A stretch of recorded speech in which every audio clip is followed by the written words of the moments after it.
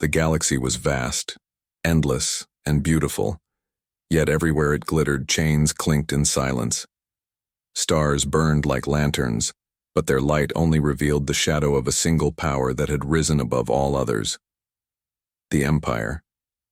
No world was beyond its reach. No people beyond its grip.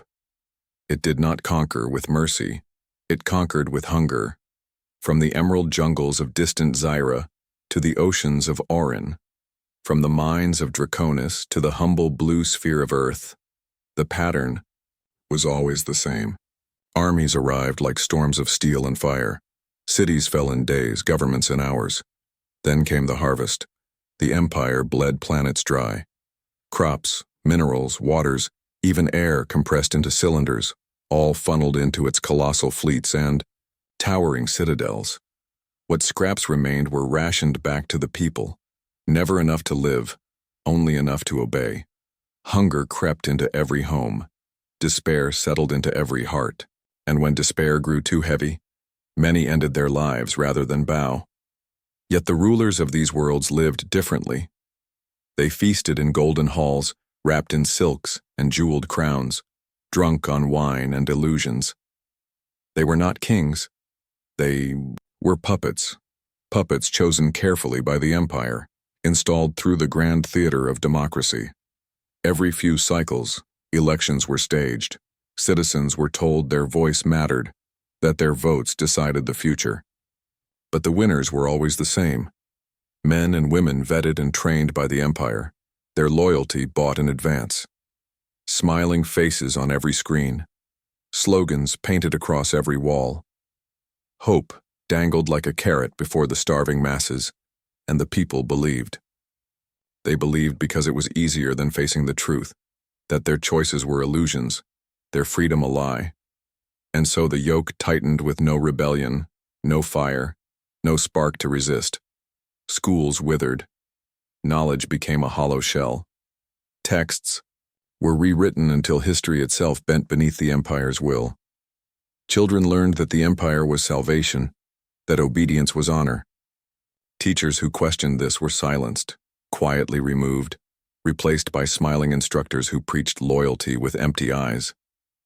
The media completed the circle. Every broadcast, every drama, every song hummed with the same message. The Empire protects, the Empire provides, the Empire is eternal. Dissent was labeled madness. Questioning was branded treason. To most, it seemed there was no enemy but disorder, no savior but the Empire. But beneath the surface, suffering festered. On Earth, where blue oceans still whispered of freedom and forests sighed with winds older than empires, despair ran deepest of all. The cities sprawled wide, yet the people bent beneath hunger's lash. Parents starved so their children might eat. Families lived in hollowed ruins, eyes sunken, voices hoarse. The few who still dared to dream did so in secret, whispering behind closed doors, fearful that even walls might betray them. It was in this world of shadows that John grew. He was not born to privilege. His parents had been laborers, chained to endless shifts in factories that fed the Empire's war machines. They died young, worn thin by the grind, leaving John orphaned before he had even learned to read. He grew up in back alleys, scavenging, scraps, fighting other children for bread crusts. Yet even as hunger gnawed at him, even as beatings from patrols became routine, a strange fire burned within him, a refusal to accept that this was all there could be. When others cursed the heavens, John looked up at the stars and whispered prayers. He did not know why. Perhaps because faith was the only thing the Empire could not ration. He prayed for strength, for guidance, for freedom, not just for himself, but for all who bent beneath the yoke. Years passed and John grew into a man. Tall, lean, eyes sharp with both weariness and determination. The world around him had not changed. It was still bound in chains, still crushed by false rulers, still fed lies through every screen. But John had changed. He had learned to read in secret, taught by an old teacher who risked everything to pass on forbidden truths. He had learned the histories erased from the textbooks, tales of people who once stood free, of leaders who fought, giants with nothing but faith and courage. These stories did not leave him. They rooted in his soul like seeds waiting for rain, and rain was coming. The first cracks in the Empire's mask were small, but John noticed them. Whispers of empty warehouses, where food had once been stockpiled. Protests sparked by mothers who could no longer watch their children starve. Soldiers who beat the crowds but afterwards stared at their hands with shame. Tiny signs, but to John they were signals. Proof that even chains could rust, that even lies could unravel. One evening, as dusk fell over the ruined district where John lived, he stood on a rooftop overlooking the city. Lights flickered below, but they were not the warm glow of homes. They were the harsh floodlights of patrol drones, sweeping alleys like vultures searching for prey. Screens on the towers blared speeches from the puppet governor, a man who spoke of prosperity while his people ate dirt. John clenched his fists. His heart beat like a drum in his chest. The words of the teacher echoed in his mind. Tyranny survives only as long as people believe they are powerless. The day even one man stands, truly stands, is the day tyranny begins to die. He fell to his knees, there on the rooftop, dust rising around him. His voice was low, steady, carried only to the God he had always trusted. "Give me strength," he whispered. "Not for myself, for them, for the hungry, the broken, the lost. If I must burn, let me burn bright enough to show them the way." That night John made his choice. He would not bow. The galaxy was vast, yes. The Empire was colossal, yes. But he was no longer afraid. Chains were only as strong as the silence of those who wore them, and John had found his voice. What began with a single man would soon ripple outward like thunder. His spark would ignite others. His defiance would draw both wrath and hope. His path would be marked by blood, lies, and fire, but also by faith, justice, and freedom. The Empire called itself eternal. But even eternity trembles when truth awakens. And so, in the shadows of Earth's despair, the story of John, the so-called terrorist of the galaxy, was born. The first flame of rebellion did not blaze in the open. It flickered in shadows, whispered between broken walls and hollow alleys, carried in the trembling voices of the desperate. John Aric had no armies, no fleets, no treasury of wealth. What he had was far rarer: conviction. And conviction, like fire, spreads faster than any empire can stamp out. In the ruins of old London, where the Empire's banners flapped over collapsed towers and smog-stained skies, John gathered his first companions. They were not heroes, at least not in the eyes of the world. They were the forgotten, the discarded. There was Aiden, once a miner on Mars, his lungs scarred by years of dust and toil, left to rot after the Empire automated the mines. There was Elara, a schoolteacher whose classroom had been taken over by Imperial enforcers, forcing her to teach children lies she could no longer bear to speak. There was Kale, an old soldier, bent and broken, who had once fought for the Empire only to realize his service had been nothing but slaughter for masters, who cared nothing for his men. They came to John not because he offered victory, but because he offered truth. His words cut through the fog of propaganda, stirring something deep inside them. "You are told the Empire cannot be defeated," John said one night, his voice echoing softly in a cavern beneath the ruins. "But it is not strength that holds their power. It is your silence. Your chains are forged of lies. Break them and they fall." The small crowd of followers listened, their eyes glinting in the dim firelight. Some wept quietly, for no one had dared speak such words aloud in years. The movement began with the simplest of acts, truth spoken in secret. They printed hidden pamphlets, smuggled through sewers and basements, handwritten words that exposed the Empire's lies. They tapped into abandoned radio towers, sending brief transmissions into the night, their signal fragile but defiant. "You are not alone. Rise." At first, the Empire ignored them. What was a whisper against a thunderclap? What was one man against a machine that ruled the stars? But whispers have a way of becoming storms, and soon the Empire's spies began to take notice. Propaganda screens in the streets flickered with John's face, branded as traitor, criminal, terrorist. The message was clear: To stand with him was to stand against the galaxy. But instead of crushing the movement, the Empire's attacks only fed it. For the people had always known deep in their bones that something was wrong. They had seen their children starve while the rulers dined, watched their world's riches shipped off-world while their families froze. The Empire's lies had been their silence, but John's defiance was their voice. The spark began to spread. Small uprisings flickered across Earth, supply depots raided, puppet governors driven out of villages, imperial banners torn down and burned. Soldiers once loyal to the Empire began to desert, quietly slipping into the shadows to seek out the one man who dared to speak the truth. The Empire answered with blood. Armored troops stormed villages, executing rebels in the streets as warnings. Entire districts were burned to ash in retaliation. And yet, something the Empire could not understand was happening. The more they killed, the stronger the whispers grew. The more they branded John a terrorist, the more his name spread like prayer. For John did not answer their violence with hatred. Every time they won a small victory, he would kneel, his hands lifted in prayer, his voice carrying through the quiet. "This is not mine," he would say. "This belongs to God alone." His companions, hardened by loss and despair, found in his faith a light brighter than any weapon.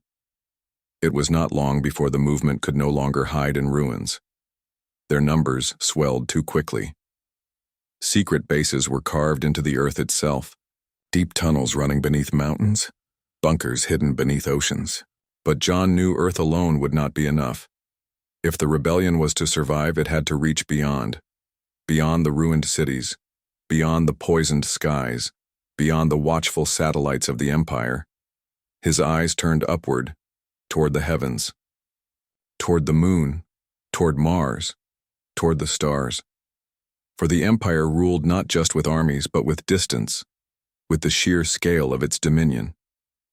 To challenge it, John's fire had to leap across worlds, and so the whispers of rebellion that had begun in the ashes of Earth prepared to rise into the skies, ready to carry the fight from the ruins of one world to the boundless expanse of the galaxy.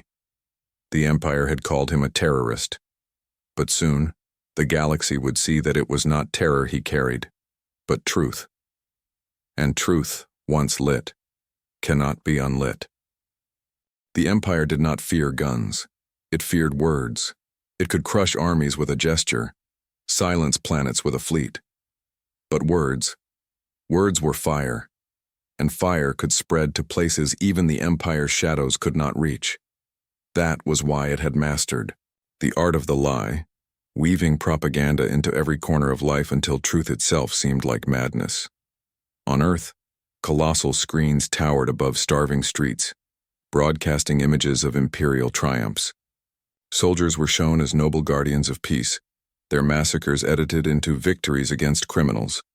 Puppet rulers appeared in gleaming halls, promising prosperity while sipping wine made from the blood of their people. Every song, every advertisement, every textbook whispered the same refrain: the Empire is eternal, the Empire is just, the Empire is love. But now there was John Aric, and his voice, raw and unpolished, was beginning to echo louder than their endless chorus. The Empire struck first with ridicule. John was painted as a fool, a deluded dreamer leading beggars and lunatics. They mocked his faith, spliced his words into parody, turned his prayers into background for cheap comedy. Skits blasted across every channel. He was the joke of the galaxy, a prophet of the poor, a preacher with no power. But laughter has a way of cracking when people begin to wonder if the joke is on them. So the Empire sharpened its blade. Soon John was no longer a clown in their broadcasts. He was a monster. They showed doctored footage of bombings claiming his hand had set them. They aired testimonies of survivors, weeping actors telling of horrors his rebels had supposedly unleashed. His companions' names were broadcast with faces twisted into mugshots, stamped with the word terrorist in blood-red letters. And for many, the lies worked. Mothers spat at the mention of him, fearful he would bring doom upon their starving children. Men who had once cheered his whispers now shied away, afraid of the Empire's watchful eyes. Yet, beneath the surface, something else was happening. For every lie the Empire told, John answered with truth. From hidden transmitters buried deep, in mountains his voice carried into the night. Not with anger, not with threats, but with clarity. They say we are murderers. His words rang across static-filled frequencies. But who starves your children? Who takes your bread and sends it to the palaces of rulers who never set foot on your soil? Who calls you free while chaining your very breath? We are not your enemy. We are your brothers and sisters, standing where you dare not. People gathered in secret to listen. Families huddled around smuggled receivers, ears straining in silence, afraid of being overheard. Children who had never known truth sat wide-eyed, hearing for the first time that the hunger in their bellies was not their fault, but a wound inflicted upon them. Every time the Empire smeared him, more people began to wonder why such a great power feared one man so much. Every time they shouted, "Terrorist," more began to whisper, "Maybe he is telling the truth." But the propaganda war was not without cost. Many of John's followers were captured in sweeps, dragged into the streets, and executed as warnings. Some broke under interrogation, their words twisted into confessions blasted across imperial screens. The Empire showed their broken faces, declaring that the rebellion was nothing but a nest of criminals. The pain tore at John's heart. He had not promised them safety. He had only promised meaning. But seeing their blood spilled for daring, to believe was a weight that pressed on him in the stillness of night. He would kneel in silence, whispering prayers for their souls, his tears falling unseen. Yet those deaths were not in vain. For every rebel silenced, a dozen more rose. Their names were etched into the rebellion's memory, their sacrifices kindling the fire brighter. The Empire's propaganda machine had always been its strongest weapon, but now cracks appeared. Citizens no longer swallowed the lies as easily. Puppet rulers spoke, but their words echoed hollow. Soldiers marched, but whispers followed them like shadows. What if the rebels are right? The war of voices had begun, and in that war, truth was a weapon sharper than any blade and far harder to kill. John knew the road ahead would drown in blood and fire, but he also knew this: the Empire had built its fortress on sand. And once truth washed through the galaxy, the whole rotten structure would fall. The first strike of rebellion is always a whisper in the dark, a single spark that dares to challenge a world drowning in shadow. But for John Aric, that spark was about to become a blaze, consuming fear, doubt, and the iron grip of the Empire itself. For months, John had built the network in secret, and, hidden in the ruins beneath Earth's shattered cities, his followers trained in silence. They were few, their weapons crude, their technology scavenged from abandoned warehouses and forgotten labs. Yet even in weakness, they moved with precision, guided by John's strategy and unwavering faith. The Empire believed the people of Earth were broken. They had stockpiled supplies, rationed scraps, and tightened the leash of control. Patrols scoured every city, eyes scanning for any hint of defiance.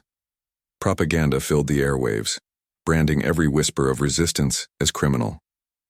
The puppet governor sat in his gilded hall, sipping wine and smiling at screens reporting total security, confident that Earth would never rise.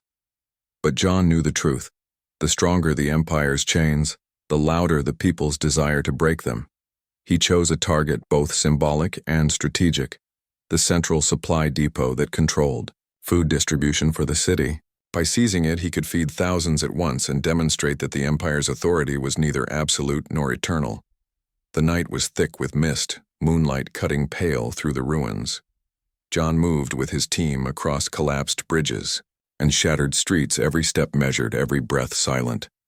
The air smelled of ash and iron, the aftermath of years of neglect, oppression, and fire. He looked at his companions, young men and women whose eyes mirrored the same determination, burning in his own. They were afraid, yes, but fear had been tempered into resolve. They reached the depot, a fortress of steel and surveillance guarded by armed patrols. To an outsider, it seemed impossible, an impregnable citadel. But John's mind worked differently. He studied patterns, counted patrol rotations, memorized every shadow, every blind spot. And then he acted. Explosions, carefully placed, tore open doors and distracted sentries. Smoke-filled corridors, alarms blared, and in the chaos, the rebels moved like ghosts. They were not just fighting men, they were carrying hope. Hope that could not be measured in bullets or numbers. Inside the depot, John found crates of rationed food, stacked high and meant to be exported off-planet. He and his team loaded what they could carry, distributing it among hidden allies who had been waiting for the chance to survive. Children laughed softly as food reached their hands for the first time in months. Mothers wept quietly, tears carving clean lines through soot-streaked faces. For a moment, the world seemed to hold its breath. The Empire's power, vast and merciless, had been challenged, and the people had tasted victory. But the Empire never ignores open defiance. Within hours, drones swarmed the city, their cold eyes scanning for any trace of rebels. Propaganda. Screens blared images of John's face, labeling him a dangerous terrorist, a murderer, a thief. Every citizen was told to report his location. Entire blocks were sealed, checkpoints manned by enforcers armed with weapons John had never seen in his life. Yet the first fire could not be extinguished. In the following days, the act of rebellion spread. The stolen supplies were shared, creating pockets of liberated zones where the people were no longer slaves but participants in their own survival. News of the daring raid traveled in whispers, passed secretly through friends, families, and hidden networks. The Empire's lies could not undo what people had seen with their own eyes. And amidst it all, John prayed. He knelt in the dark of an abandoned church, hands raised, whispering gratitude to the God who had guided him through impossible odds. His companions, exhausted but alive, followed his example, finding in prayer a strength the Empire could never seize. The Empire's response was swift and brutal. Bombs fell on districts suspected of harboring rebels, patrols executed suspected collaborators, and propaganda machines worked overtime to rewrite the story. John's name became a curse in the streets, yet whispered like a prayer in hidden corners. But the first fire had already changed everything. It proved that the Empire's chains were not unbreakable, that even the smallest spark, when guided by courage and faith, could ignite a movement that no tyranny could fully contain. John's victory was small, yet monumental. He had not conquered an empire, but he had shown the people that resistance was possible. And in the dark corridors beneath Earth, as the city braced for the Empire's retaliation, he knew that the first act of defiance was only the beginning. The Empire had made a mistake. It had thought that fear alone could control humanity. It had underestimated the power of hope, and it had failed to anticipate a leader who would wield truth, courage, and faith as weapons sharper than any blade. From the ruins of the depot to the rooftops of broken towers, a message began to spread. John Aric fights not for glory, but for freedom. And freedom is contagious. The fire had begun, and soon it would consume the shadows of the Empire, burning through lies, fear, and oppression alike. The moon had always been a silent sentinel, drifting above Earth with pale, cold indifference. To most, it was a lifeless rock, a destination for tourists and scientists, a point of reference in the endless night. But to the Empire, it was a fortress, an outpost that watched, controlled, and strangled the planet below.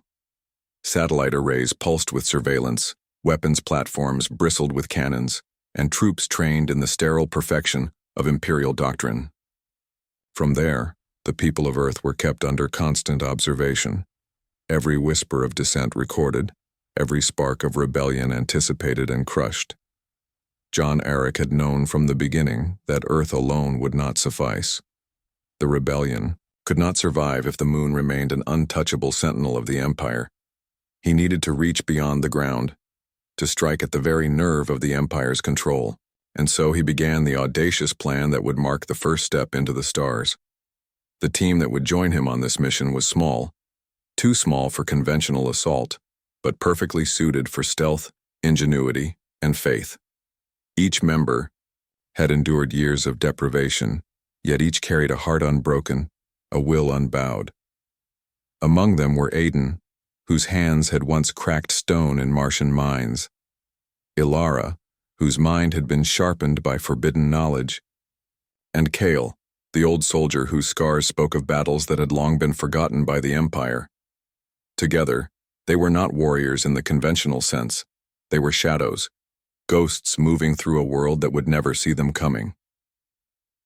The journey to the moon was perilous. The ship they commandeered was a relic, barely functional, its hull patched with scrap metal, its engines groaning like an old beast in pain. The Empire's patrols roamed the void with cold precision, and detection meant annihilation. Yet John prayed as the craft rose from Earth's surface, feeling the fragile weight of their ambition. The first sight of the moon, rising over the black sea of space, was breathtaking. The cratered surface stretched endlessly, lit by the harsh glare of distant sun, yet it was not beauty that struck John. It was the knowledge of what lay beneath. A fortress built to enslave, to watch, and to strike fear into the hearts of a planet. They descended silently into a forgotten sector, landing in a valley shielded by jagged rock formations. From there, the assault would begin. John had studied the patterns for weeks. Patrol rotations, surveillance blind spots, supply depots, energy conduits. Every detail of the fortress was mapped in his mind. The team moved like whispers across the barren surface, shadows among shadows until they reached the first target, a power relay feeding the surveillance network. The explosions were minimal but precise, severing communications in a pattern that would ripple through the fortress. Alarms blared too late. Patrols arrived to find corridors empty, systems failing, shadows where humans should have been. For the first time, the Empire's soldiers faced an enemy that could move unseen, strike unpredictably, and vanish into the pale gray dust. Inside the command center, John planted data drives containing evidence of Imperial corruption, files revealing embezzlement, human rights violations, and secret programs intended to starve entire populations were copied and prepared for transmission back to Earth. He knew that this information, once broadcast, would ignite minds beyond imagination. But the moon was only the beginning. The fortress would not fall with one strike, and the Empire's wrath was swift. Drones swept across the lunar plains. Energy weapons streaked like lightning, and reinforcements descended from orbital ships. Yet John's team, small and nimble, had anticipated this. They moved again into the shadows, using the craters and ridges as cover, slipping past patrols, disappearing before the guns could find them. In the quiet moments, John would kneel, hands raised, whispering gratitude for each victory, for each life spared, for each moment of clarity amidst the chaos. His companions followed in silent prayer, the weight of faith grounding them even as danger pressed from all sides. The moon became their first symbol of defiance beyond Earth. From its craters, the rebellion would launch transmissions, secret messages that could not be erased, broadcasting truth to every corner of the planet below. The Empire called them terrorists. The people whispered heroes. As John watched Earth rise over the horizon of the moon, blue and fragile against the black void, he understood the scope of what had begun. This was no longer a fight for survival. It was a war for awakening. Every screen on Earth, every ear attuned to the hidden transmissions, would soon know that chains could be broken, that hope could be carried across space, and that even a small band of determined souls could challenge the mightiest empire in the galaxy. But even as they returned to the hidden valleys beneath the moon's surface, John knew the Empire would retaliate. The fortress was vast, and its response would be merciless. The first fire had been lit, but the inferno was still ahead. Yet in that moment, under the pale, silent light of distant stars, John allowed himself a quiet thought. One small step in shadow can ignite a revolution in light, and the revolution was only just beginning. Mars was a world of silence and scars. Its surface stretched red and barren beneath a pale sun, a wasteland shaped by eons of wind and dust. The Empire had claimed it centuries ago, not for beauty or life, but for control. Massive mining colonies, churned its iron-rich soil into wealth for the Empire, leaving nothing for those who had called the planet home. Cities were hollowed out, their skies tainted with smoke and machinery, while the people who lived there were reduced to laborers, slaves in their own world. John Aric and his small team had learned that Earth alone could not stand against the Empire. They needed allies beyond their planet, and Mars offered both opportunity and risk. There were pockets of resistance hidden in the labyrinthine tunnels beneath the surface, survivors of past revolts and forgotten uprisings, scattered and wary. John knew that to awaken Mars, he would need more than stealth. He would need trust, and proof that rebellion could succeed. The journey from the moon to Mars was perilous. The team traveled in a patched-together ship, its engines groaning like a wounded animal. Sensors hummed, fragile against the Empire's patrols that swept the solar system like predatory hawks. Every day in transit was a gamble. Every small failure could mean annihilation. Yet, as John prayed beneath the hum of engines and the cold, void outside, he felt the same quiet resolve that had carried him from Earth to the moon. They were not alone. God watched their steps, guiding their hearts, lending courage where machines could not. Landing on Mars, the team moved across the red sands with caution. Dust devils twisted in the thin air, and jagged canyons offered both cover and peril. Surveillance drones patrolled the horizon, their glowing lenses cutting through the dusk, scanning for anything that dared move against the Empire. But John and his companions were no longer merely rebels, they were shadows. They moved with silence, slipping into abandoned tunnels and forgotten mining shafts, gathering intelligence, finding the pockets of resistance that had been hiding for decades. In the underground colonies, John met Ishan, a wiry Martian-born engineer whose family had been lost to imperial greed. Ishan was cautious at first, wary of outsiders. Mars had been betrayed too many times, but when John spoke of truth, of hope, and of a strategy that did not rely on miracles but on courage and faith, Ishan's skepticism melted. He pledged his skills to the rebellion, crafting tools, modifying machinery, and creating weapons from scraps. Slowly, a new network of resistance began to form, one that could challenge the Empire's grip from within. The first strike on Mars was surgical. A key supply depot, controlling food and water distribution for several mining colonies, was infiltrated and liberated. Supplies that were meant to feed the Empire's elite were rerouted to starving families, their first taste of relief in decades. Word spread quietly at first, through whispered communications and secret networks. But as more colonies saw that the Empire's control could be bypassed, hope ignited like sparks across the red dunes. The Empire, predictably, retaliated.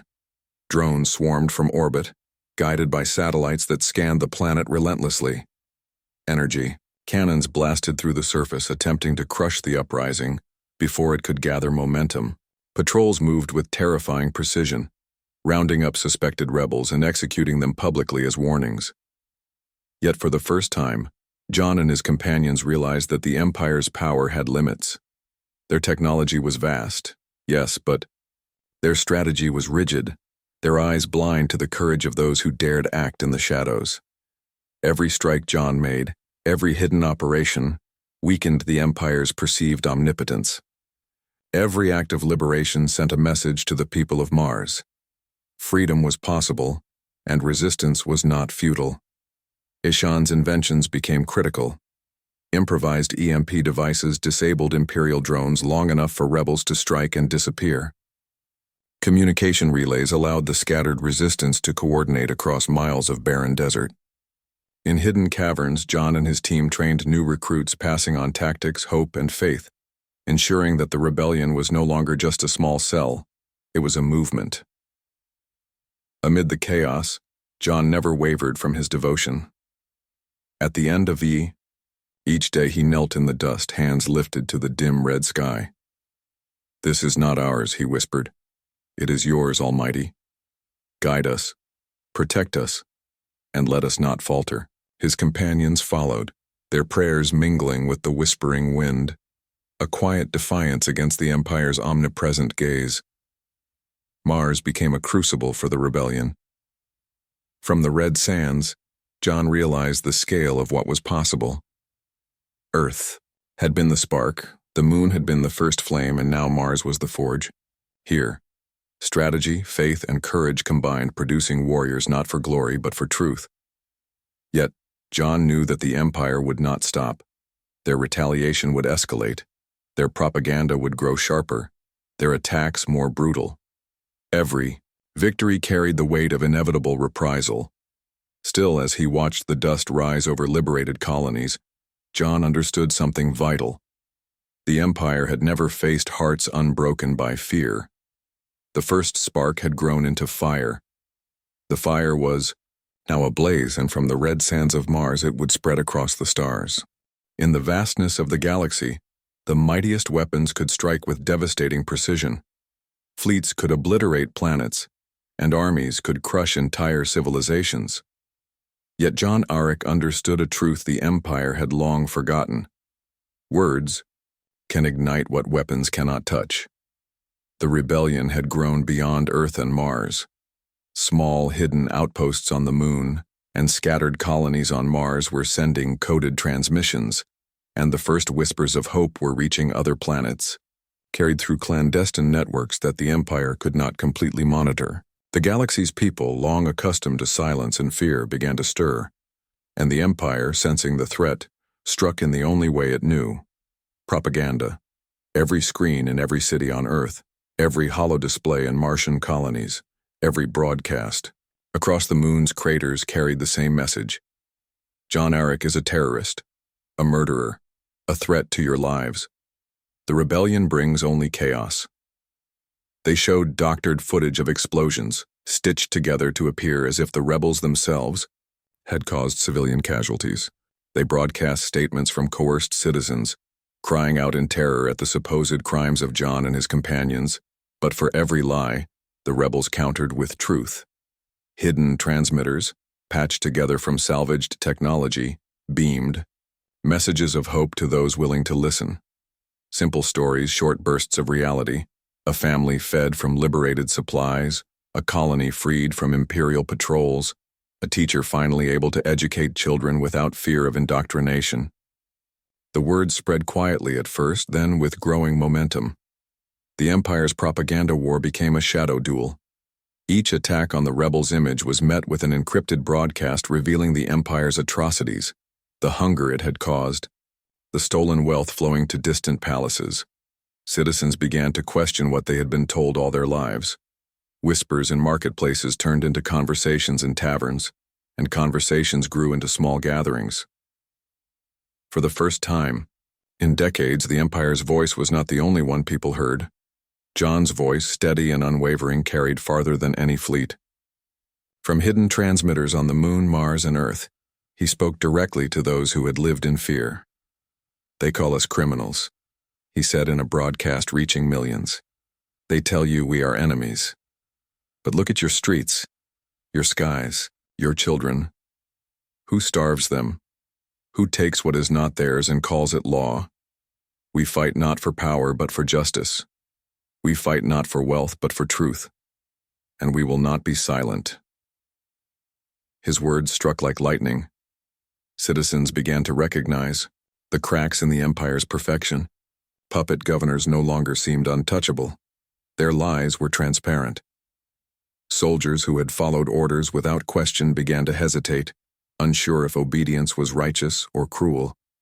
And across planets, hidden pockets of resistance reached out to join the movement, inspired not by weapons but by words, courage, and faith.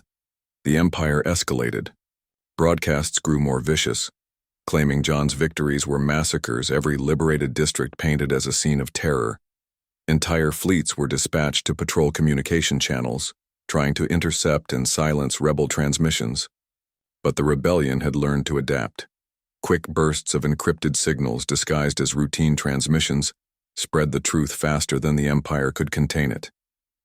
And everywhere John's prayers threaded through the chaos.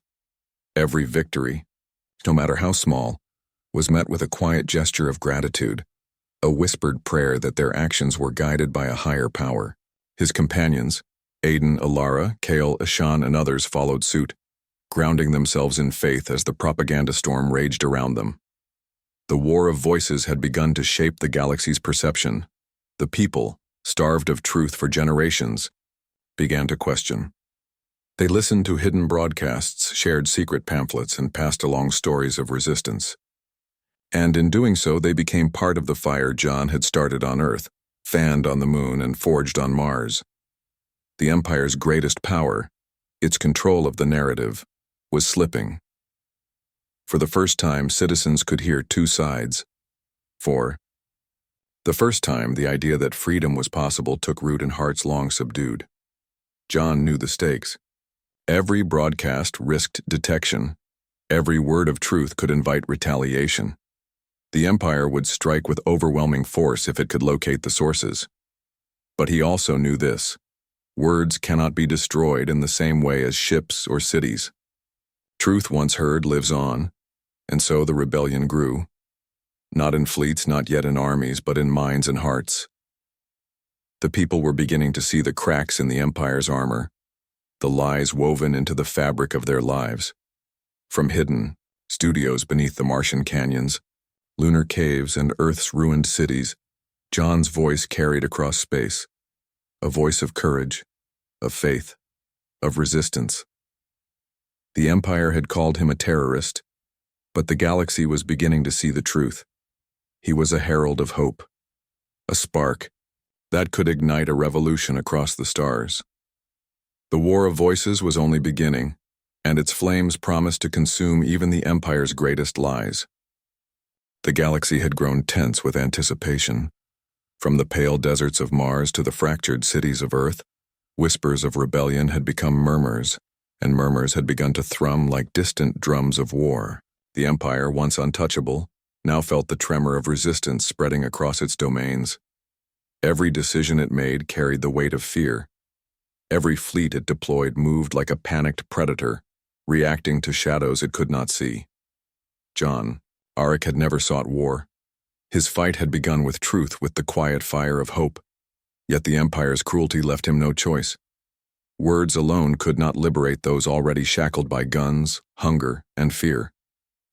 Strategy demanded movement, action, and sacrifice. From hidden outposts on Earth, the Moon, and Mars, John and his companions coordinated attacks that were precise, calculated, and daring. Supply lines that fed the Empire's elite were severed. Communications that spread lies were intercepted. Puppet governors who had gorged themselves on stolen wealth were captured or exposed, their crimes broadcast to the very citizens they had deceived. Every operation was a shadow, striking at night, disappearing before reinforcements could arrive. Rebels used stolen technology patched with ingenuity, weapons and vehicles cobbled together from scraps, yet they moved with an efficiency that stunned the Empire. It was not brute force that won the day, but cunning, determination, and faith guiding every step. Mars became the first proving ground. With Ishan's ingenuity, rebel engineers converted mining equipment into mobile siege platforms and reinforced shelters deep within the canyons. Hidden laser grids disrupted patrols, and tunnels once used for smuggling ore became safe passages for rebel movements. The red sands echoed with silent victories, though each one came with the heavy cost of lives lost to Imperial counterattacks. On Earth, clandestine strikes struck puppet governors' strongholds, leaving symbolic messages of justice for citizens to see. These acts were carefully broadcast through secret channels. A crate of stolen supplies left at a town square, a message etched into the walls of a governor's palace, evidence of stolen wealth returned to its rightful owners. The people began to believe again. Hope was no longer a whisper, it was a pulse. The moon, too, became a staging ground. From cratered valleys and hidden caverns, the rebels launched surveillance missions and sabotage operations that crippled the Empire's orbital networks. From these high vantage points, they could anticipate attacks, intercept transmissions, and send signals of truth across the solar system. John often stared at Earth's blue oceans rising over the horizon, feeling the weight of responsibility. Every move mattered, every misstep could cost lives, yet he felt the invisible guidance of God steadying his hand. The Empire retaliated with brutal efficiency. Orbital fleets scorched cities, drones hunted rebels across deserts, and propaganda intensified, painting John and his team as monsters. Every broadcast amplified the terror. Civilians caught in crossfire, rebels accused of atrocities, every act of rebellion twisted into a story of chaos and destruction. Yet the rebellion endured. For every life lost, a dozen more joined the cause. Witnessing courage and action inspired hope, and hope could not be silenced. The people began to take risks themselves, smuggling supplies, gathering intelligence, hiding rebels, and even sabotaging Imperial equipment. John's strategy relied on these small acts of defiance as much as on his own plans. He understood that war was not only fought with weapons but with hearts and minds. Every victory, no matter how minor, was marked with prayer. John would kneel amidst the wreckage of a liberated outpost, hands raised, thanking God for guidance, for courage, and for life. These quiet moments reminded his companions why they fought, not for personal gain, not for revenge, but for justice, faith, and freedom. The Empire, despite its technological superiority, began to crack under the pressure. Its fleets were spread, thin, responding to a war that seemed to appear everywhere at once. Citizens started to question the lies that had dominated their lives. Soldiers hesitated when given orders to fire on innocent civilians. The Empire's own propaganda began to fail, for the truth, spread in whispers, shouts, and secret transmissions, was more powerful than any broadcast could suppress. Yet John knew the battle was far from over. The War of Shadows was only the beginning. The Empire's heart lay beyond the solar system, in the vast fleets, armadas, and command centers that held entire planets in its grasp.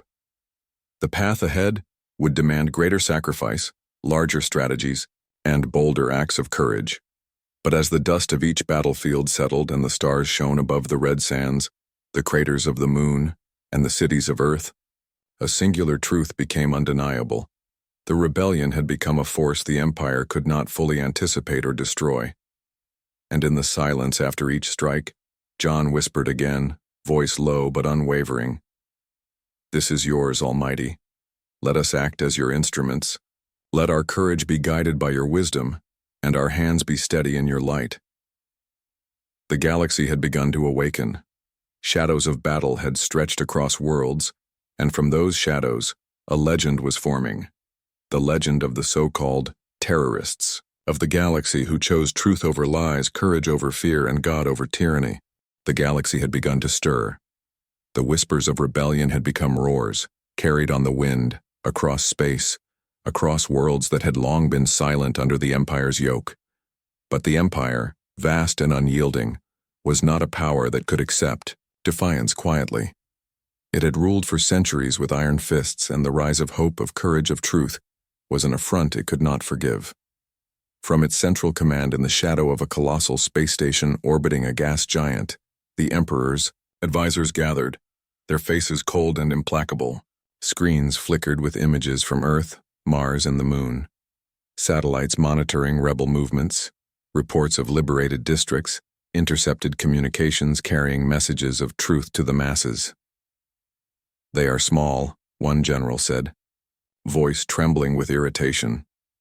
"They are insignificant." The Emperor did not reply. In the stillness of the command chamber, he simply leaned forward, eyes fixed on the map of the solar system. A single thought burned in his mind. They cannot be allowed to spread. And so, the Empire struck. It was sudden, overwhelming, and brutal. Orbital fleets that had long patrolled silently were unleashed like storms of fire. Battleships the size of cities descended upon Mars, pounding the red sands with energy beams, artillery, and waves of drones designed to crush resistance in a single strike.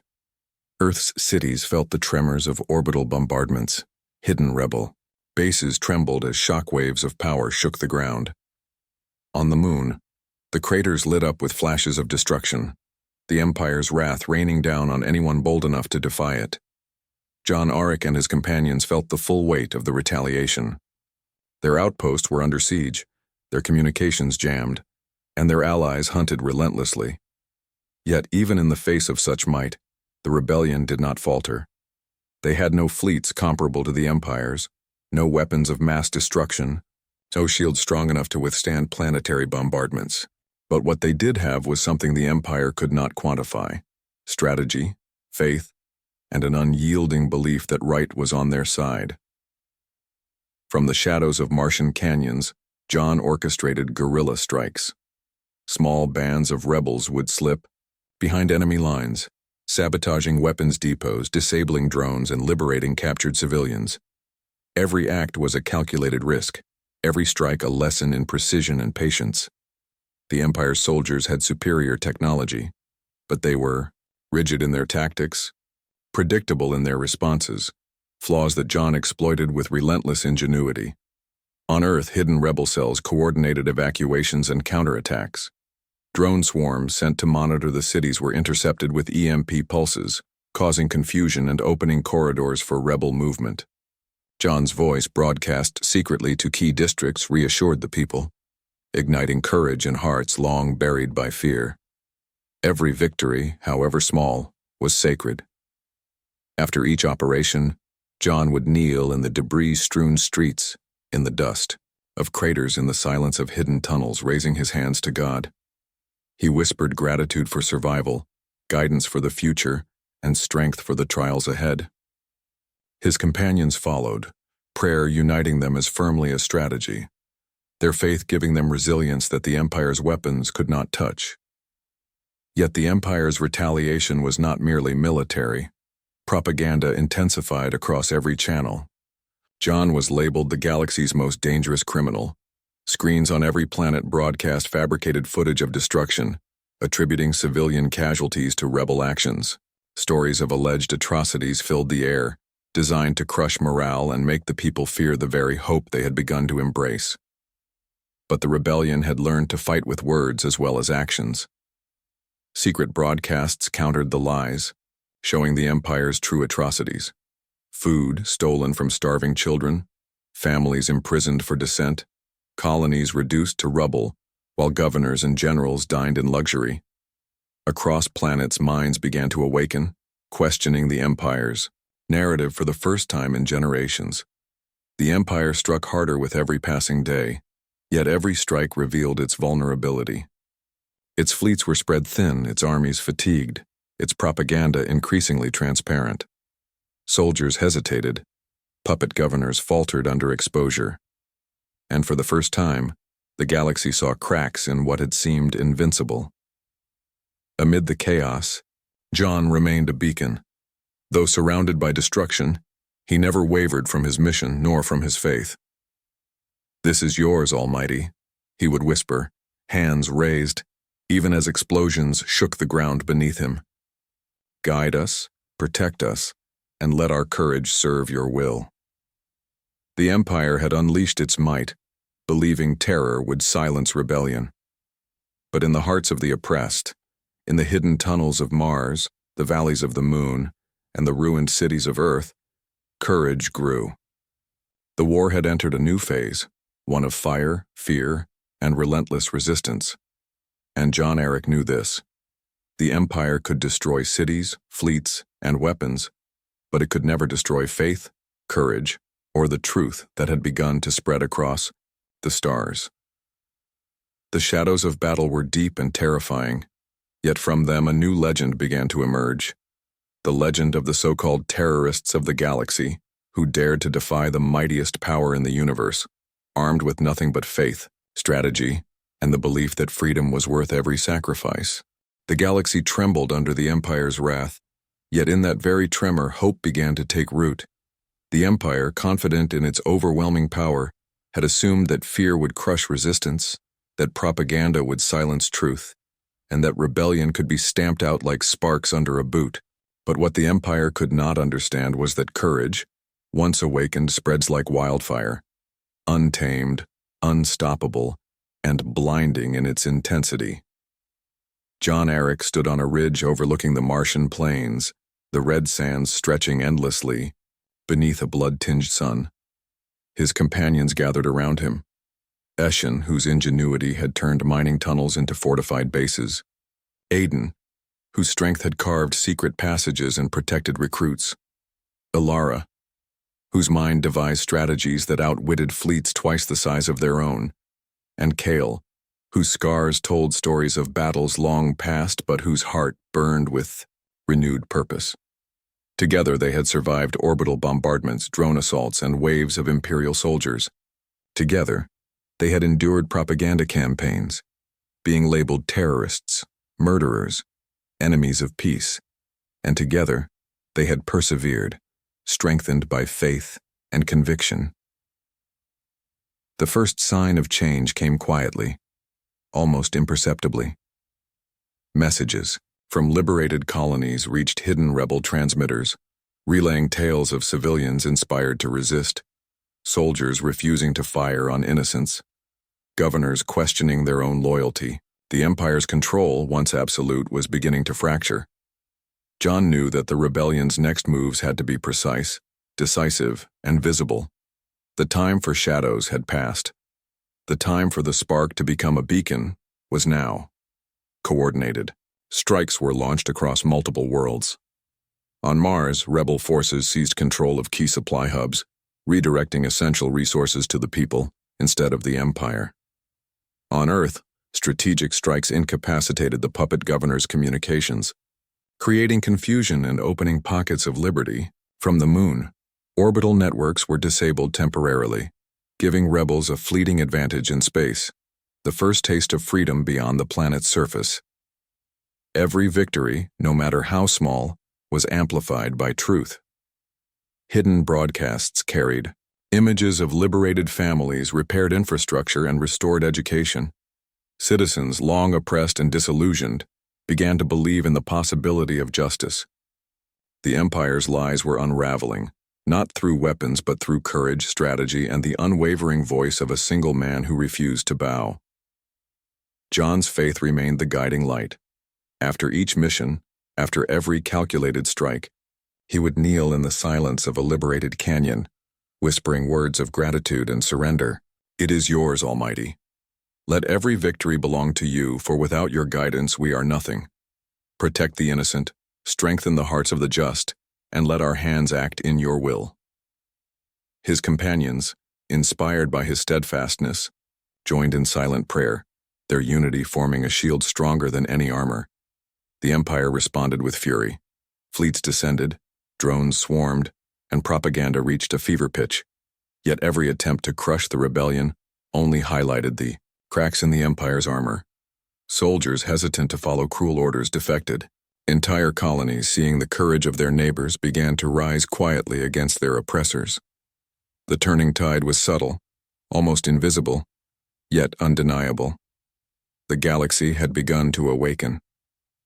Amid this chaos, John orchestrated the most audacious act of the campaign yet. Using intelligence gathered from Moon and Mars outposts, he identified the Empire's primary supply nexus in the outer solar system, a fortress that funneled resources, weapons, and propaganda across countless worlds. A strike here would not only cripple the Empire materially, but also send a message of hope to the oppressed and fear to the oppressors. The mission was fraught with danger. The fleet dispatched by the Empire dwarfed the rebel ships in size and firepower. The route to the Nexus passed through asteroid fields monitored by deadly patrol drones. Failure would mean annihilation.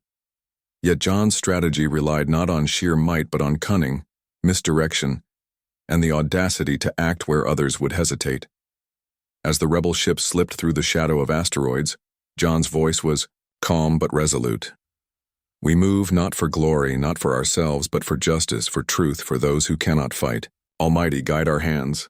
Shield the innocent, and let our courage shine where darkness has long reigned." The first salvo struck the Empire's outpost with devastating precision. Shields faltered, communication lines severed, and supply depots erupted in controlled explosions designed to maximize disruption while minimizing civilian casualties. Across the outer solar system, whispers of victory spread, carried by the hidden network of rebel transmissions. For the first time, it became clear. The rebellion was no longer a spark hidden in the shadows. It was a force capable of challenging the mightiest empire in the galaxy. The tide had begun to turn, and with it, the people's hearts shifted from fear to courage, from despair to hope. John gazed at the distant stars, a prayer in his heart. The war was far from over, but the Empire's illusion of invincibility had cracked. One planet, one moon, one act of courage at a time, the galaxy was beginning to remember what it meant to be free. And in that quiet moment, he understood the truth that had guided him from the beginning. Even against the greatest darkness, faith, courage, and unwavering conviction could illuminate the path to liberation. The turning tide had begun, and nothing, not fleets, not propaganda, not fear, could halt its flow. The galaxy held its breath. For centuries, silence and oppression had stretched across star systems like an endless shadow. Entire planets had bowed to the Empire's iron will, their skies darkened by the smoke of industry, their hearts darkened by fear. Yet now, from the shadows of Earth, the Moon, and Mars, a force born of courage, faith, and truth surged, a force that dared to defy the mightiest power in the universe. John Aric stood on the bridge of the rebel flagship, its hull scarred from countless battles yet alive with purpose. Around him, his companions prepared for the final campaign, the strike at the Empire's heart, the central command station orbiting a gas giant on the edge of the known galaxy. This was the nexus of control, the source of propaganda, fleets, and fear, the place where the Empire's grip had seemed absolute. Destroy it, and the galaxy would awaken fully. Fail, and all would fall. John closed his eyes, bowing his head in silent prayer. Almighty, you have guided us this far. Let our actions reflect your will. Protect the innocent, strengthen the just, and let courage prevail where darkness has long ruled. If we succeed, it is not by our hands, but yours alone. The mission began with shadows. Stealth ships slipped past orbital defenses, cloaking fields flickering against sensors. Drones were hacked, patrols misdirected, and the Empire's vast fleets were drawn into false skirmishes, giving the rebels the opening they needed. Every maneuver was precise, every strike calculated, yet every moment carried the weight of peril. One misstep, one miscalculation, could destroy everything. As the flagship approached the heart of the Empire, John's voice carried through the comms, steady and resolute. Remember why we fight. Not for glory, not for wealth, for truth, for justice, for the people who cannot stand for themselves. Our hands are weak, but our hearts are strong, and the Almighty guides our steps. The battle erupted in fire and light. Fleets clashed across orbit, beams tearing through the void, explosions scattering debris like deadly stars. The Empire unleashed its most advanced war machines, yet John's strategy, honed through years of guerrilla warfare, proved superior. Saboteurs infiltrated the central station, disabling shields, seizing control nodes, and broadcasting the Empire's secrets. Across countless worlds, the truth, finally visible, ignited uprisings on planets that had never known hope. On the surface of liberated planets, people looked up at the stars and saw not just the flash of warships, but the promise of freedom. Families freed from hunger and oppression walked through streets once shadowed by fear. Soldiers, once loyal to puppet governors, laid down arms and joined the cause, inspired by the courage of rebels they had once hunted. Amid the chaos, John moved with deliberate calm. Every victory, every calculated strike, was followed by quiet prayer. "This is yours," he whispered, hands lifted toward the infinite night of space. "Every triumph, every life saved, every chain broken, let it be yours alone. Guide us, Almighty, for we are your instruments." His companions followed, their voices uniting in silent reverence even as the galaxy trembled around them. The final confrontation came on the command station itself. John and a small strike team infiltrated the core, facing the Empire's elite, guards in a battle of courage against cold precision. Though outnumbered and outgunned, they advanced with determination, faith lending strength to every step. One by one, the Empire's enforcers fell, their control systems dismantled, their lies exposed to the galaxy. At the heart of the station, John accessed the Empire's communication network, broadcasting truth to every system under its control. Families saw the stolen wealth returned, slaves saw their liberation, students learned of the education suppressed for generations. The galaxy's people heard for the first time the unfiltered story of their oppression and the courage of those who fought for freedom. And then the station fell silent. The Empire's control shattered, its fleets scattered, its puppet governors exposed, and its propaganda machine silenced. Across the stars, planets erupted in celebration and rebellion. The galaxy was free, not through sheer might, but through courage, faith, and unwavering conviction. John stood among his companions, overlooking the ruins of the command station as the first rays of a distant sun cut through the darkness. He raised his hands not in victory for himself but in gratitude to the Almighty. "It is yours," he whispered. "Every soul freed, every life restored, every hope reborn. Your will, not ours." The legend of the so-called terrorists of the galaxy was complete. They were no longer merely rebels.